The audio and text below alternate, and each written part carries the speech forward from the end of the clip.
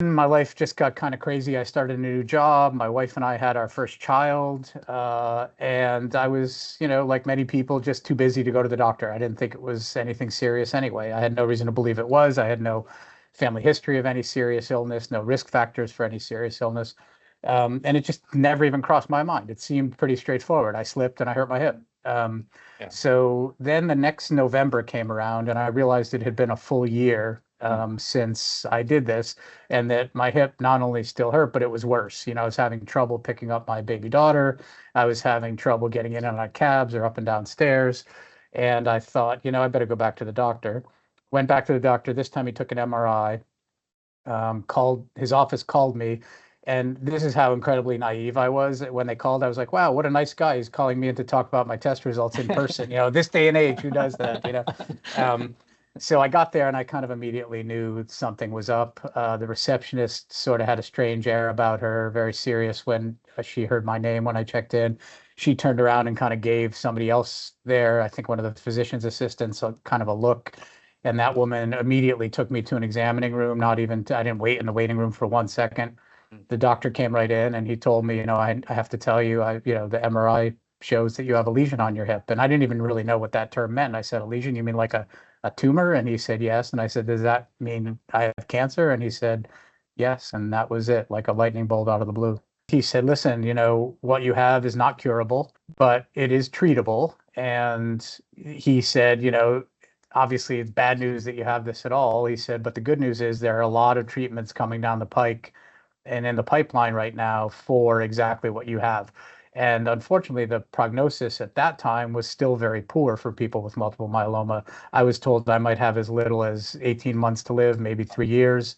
Now it turns out that was 20 years ago. And, you know, I couldn't be more relevant to what you do and the, subject of your podcast. But, I am very literally here today only because of these tremendous breakthroughs in, biomedical research and treatments for my specific condition that miraculously enough have been developed, most of which only developed in the time since I was diagnosed. So I was in that same doctor's office, the first hematologic oncologist I saw, asking him all these questions that you might expect one would ask when you're told you might have as little as 18 months to live, but there are these hopefully new drugs coming along. So I was asking him this and that and the other thing about all of that. And his answers were always hedged. There was never a clear answer to anything. And this was still, fairly early on in my experience of all this, a matter of months since I had been first told I had cancer.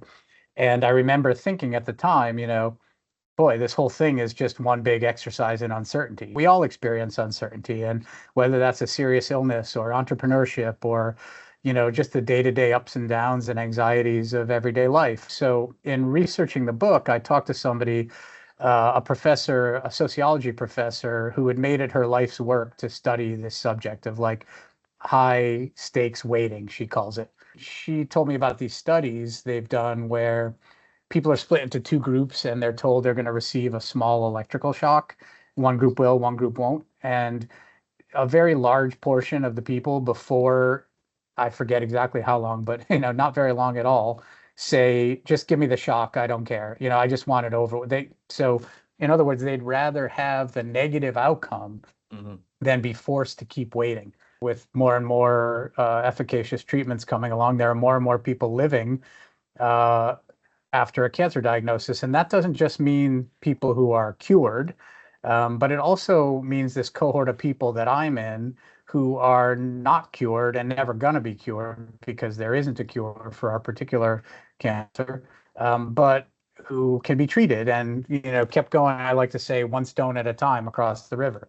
Um, and I came to calling this group of us cancer zombies. And what I mean by that is, just like regular zombies are half dead and half alive, cancer zombies are half sick and half well all the time. And we're sort of destined to be that way forever. And living with that, as you say, has any number of challenges, going through repeated scans every 3 months or 6 months and blood tests I just had my checkups last week and luckily I'm still in a remission from my CAR T therapy. So But the anxiety of that, you sort of, maybe over the years I've gotten a little bit better at dealing with it, but it's still no fun, implications for my family, for my marriage, for my finances, for my career. It's been, there's hardly an area of my life that cancer hasn't touched. And I think one of the things people don't always realize, as you say, is it's not a one and done. It's something that continues to have ripple effects throughout your life. And, those are things that need a lot of care, management, and attention. To me, it's not political. I get asked this a lot, it's just a basic human issue. I would very literally not be here today speaking with you if it weren't for government investment in biomedical research. So pretty much every treatment I've had was developed in part through NIH funding or other government funding. So, I can say with no hesitation whatsoever that, we wouldn't be here talking today. I wouldn't be here as a dad to my kids, as a husband to my wife, as a brother to my siblings, if it weren't for that research. So to me, that's critically important that we do everything we can to sustain that. At the same time, private investment and private donations are also super important to all of these institutions, as you know. The research hospitals and other research centers that develop these drugs. And I would encourage everybody to, do whatever they can to help contribute to these causes.